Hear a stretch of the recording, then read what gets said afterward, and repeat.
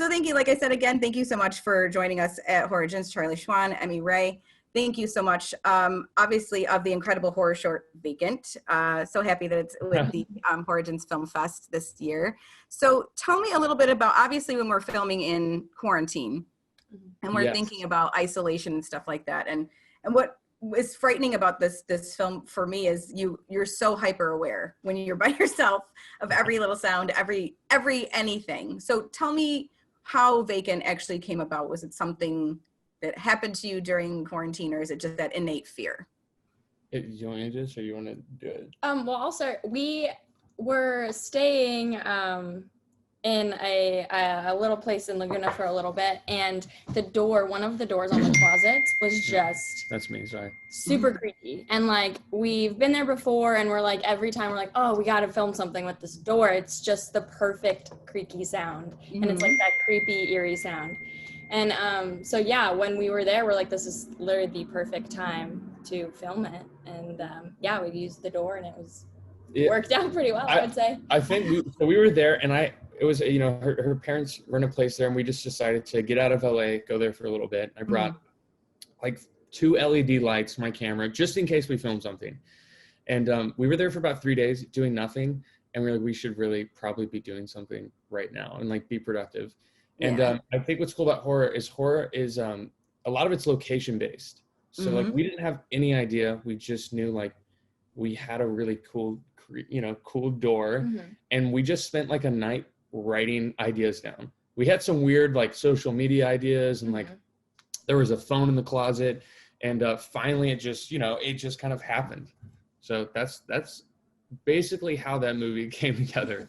And what's so cool about it is the simplicity of it. It's not your run of the mill, but it's the innate and mundane things that are truly terrifying in any stretch of life. And I really feel like you've definitely pulled the thread with that, with this film, because it's like every closet, and especially, like I said, now with isolation, like every dark closet, there has to be something behind a door, right? Right. Yeah. Like it's nothing. Not anything there.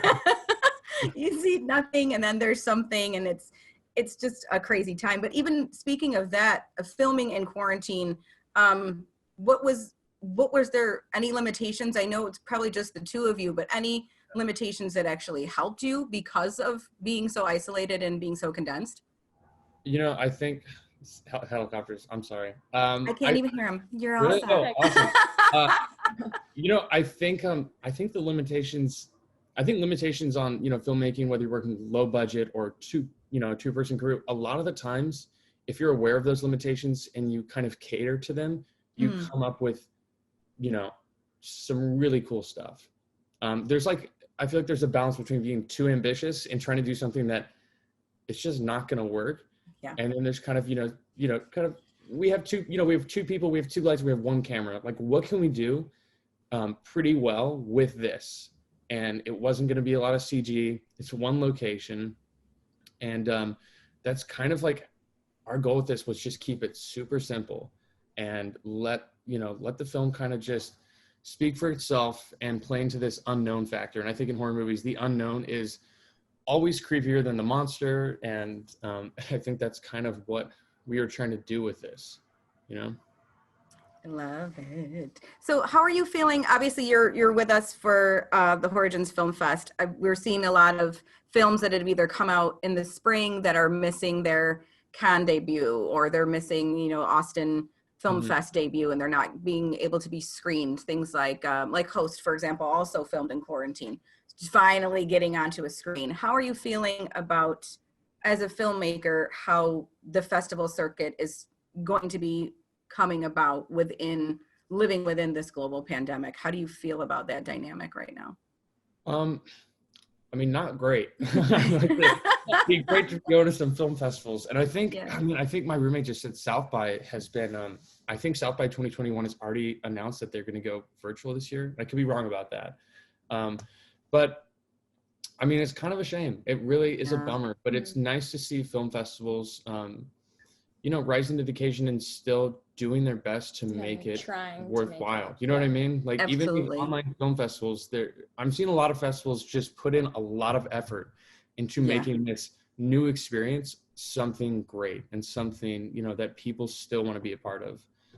And I think it's important to still, you know, be a part of that, try to be a part of that festival circuit and support these film festivals, big and small, that that just love movies, you know, like it's awesome. It's a win-win situation, I think, you know. Yeah, and I think what's really great about it is it's giving more people the accessibility to that virtual experience. I mean, we're pretty much in this life, we're 90% virtual right now for everything. Right.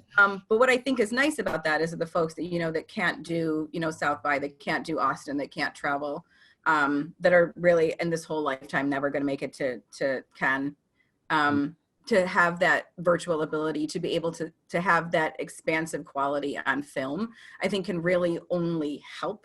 I say help us in the long run. No, just to get more people into movies and more a broader reach of it, for example, which I think is excellent. So is there anything that you have in the works now, or any new ideas that you have that are coming about because of that more accessibility through broader audiences? To be honest, we filmed this and kind of just started, like, we did like a tequila commercial yesterday. We just have not been on like the, you know, the narrative game recently. But I think doing something like Vacant is kind of that catalyst you need, like that spark to push you to just keep making stuff. And I think it's really easy as a filmmaker, especially like, you know, a filmmaker who's just starting out, to, I don't know, become discouraged when you don't have the crew and you don't have the money. And I think making something as simple and as cheap as Vacant, or, you know, any other really short form horror, or any genre really, I think it just encourages you to, you know, keep making stuff. So that was that was nice to make that and create something that I was, you know, pretty happy with. And yeah, it has inspired some other fun, you know, horror ideas, and more like feature horror ideas that, you know, could be kind of fun to explore on like a low budget. Like, and also, you know, it's like opened your eye a little bit after filming that and seeing how well it turned out with just the most simple things. It's like walking around the house, you're like, oh, okay, wait, I could probably do something there, and all that. It's like opening ideas for sure. No, absolutely love that. And I think that it was so interesting about where we are, I guess, globally, and especially in the film and arts industry. There's not enough money behind it. There's not enough care behind it. We're seeing globally right now that, but it's like, you know, we're still sitting home, we're watching Netflix, and we're still watching films, and we're still watching Vimeo, and it's, you kind of can't take that piece away, that the arts are important. So I just say, rock on. Awesome. I'm glad that you guys have some good ideas going on. But I want to take that piece, especially the door, because I when I first watched it, the first creak, I was like, nope. Because I've experienced that in my own house. I live in an older house where we had to level it out, and then every door you closed opened eventually, and it was just like, either learn to deal or get therapy. So I had to really think about it. But what mundane thing in life scares you? Oh. Do you have something for that? I mean, honestly, the darkness, like behind a door, literally, that's just that eerie unknown. That's like a pretty basic one. Okay, you know what freaks me out? It's really weird. I don't like going to the bathroom in the middle of the night, because I don't know, but I'm telling you, I if it's just really dim or it's dark in the bathroom, I got like, my bathroom goes back like 10 feet for some reason. There's always something back there. It's creepy. There's something in the shadows, and it really freaks me out. Well, I live, like my bathroom is like almost behind my bedroom, so I have to walk in like a half circle to get it. And it's like, why is it longer to get to the bathroom? It's so weird. You don't want to touch anything, because it's like, I need stability, but I totally feel you on it. Me, it's tears and screens. Like rips and screens. Wow. Because I'm like, home invasion is one of my like that is that scares me. So I'm always like, any rip in the screen, I'm like, anyway, anything can get into my house, just like seal it up. That's freaks really me out. I have so many tears, and I'm looking at tears all the time. So thank you for that. Yeah, it's scary. We stayed in a camp my husband and I stayed at a camp, and it was just like they had like one long rip, and I was like, we're going to die. You're like, I'm gone. I'm out of here. I'm not doing this. I couldn't deal with it. That's like, awesome. Absolutely not. Has there been any, if we're talking, because that just the ending, spoilers, just the ending, it just comes in and takes her, and I was like, any brush that you have had, we talked from mundane, but any brush that either of you have had with any type of paranormal before? I think you got this. I have. Oh gosh. Where to start? No. So yeah, I have like little things here and there. I mean, it's that like you're on that border of like, do I believe it? Do I not believe it? It's fun to believe it, but then it's also kind of like, it's scary to believe it. So, you know, let's see. I have had people tell me in my apartment currently that there are ghosts living there. I haven't felt any weird vibes yet, but I did just get a dog recently, and I do notice him like staring and barking at just walls sometimes. So that's a little uneasy feeling there. Yeah, I've had that. And then, when I was younger, in one of my friend's house, they had like this like theater kind of room, and they would always say that there was like this scary dark guy that lived in there, you know, scary big guy. And one time I just remember walking in there, and I it's probably my imagination because I was a child, but I could have sworn that I saw the dude in the corner, just like, you know, staring at me. Just hanging out.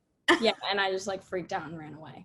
I have quite a few. Actually, now that I'm thinking, I'm like, wow, there's this story and this story and this story. I could keep going if you want. Oh, hey, please. I've had a few myself, so I'm always keen to know who's had them and who hasn't. So. Mo, can we hear one of yours? Oh my gosh. Oh, if geez. you don't mind. Okay. So I'm also like, how long do you have? No, we're good. We're good. So when I was 7, we lived in an apartment building, in a duplex where we were on the top, and both levels had these giant like wall length picture windows. Okay. And it used to freak me out, and I always used to feel like I saw somebody like in the window when we were pulling up from school.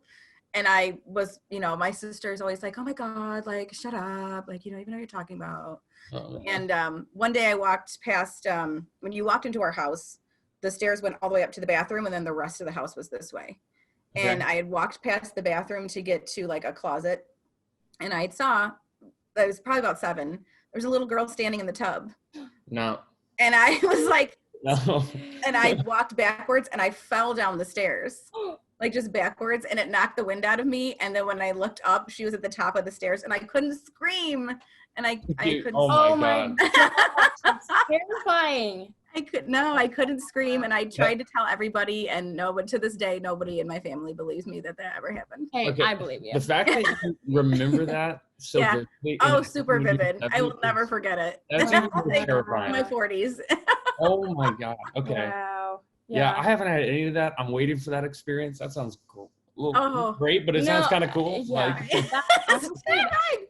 that actually reminds me of the one that I had when I was a little kid. I was like 7, around the same age, and I was staying at one of my friend's house for like just a couple days. I don't remember even why, but they played on Ouija boards a lot, her older sisters, I guess.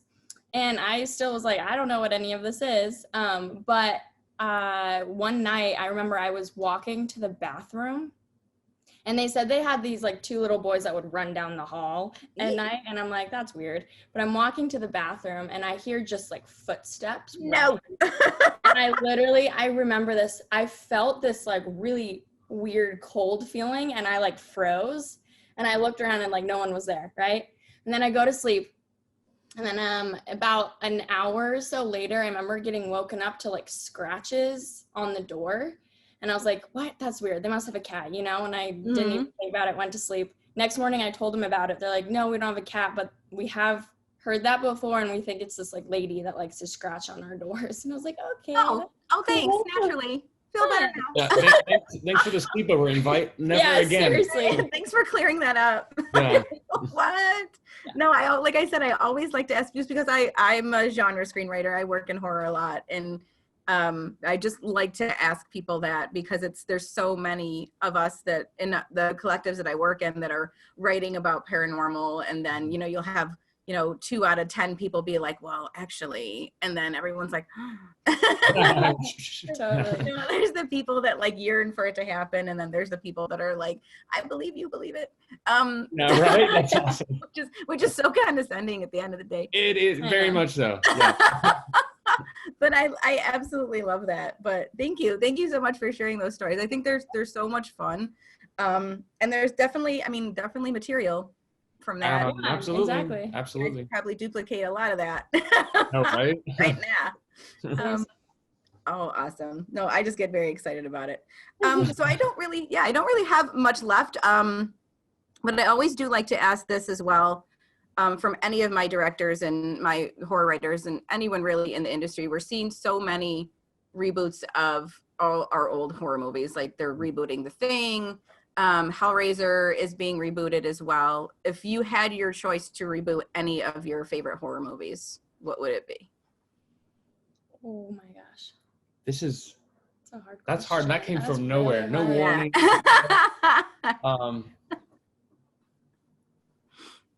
All right. I've got mine. I don't have mine yet. Okay, I think I got mine. I just want to word it okay, because it's okay. I have mine. All right. Okay. I love horror. I really like, I like creepy stuff, but I like creatures more than anything. I just like monster movies, you know? Yes. Like Shape of Water. It's not a horror, Yep. but there's a creature there, and I just love that. Man in Suit movies, those are my favorite. Seriously, just like it speaks to me. I love it.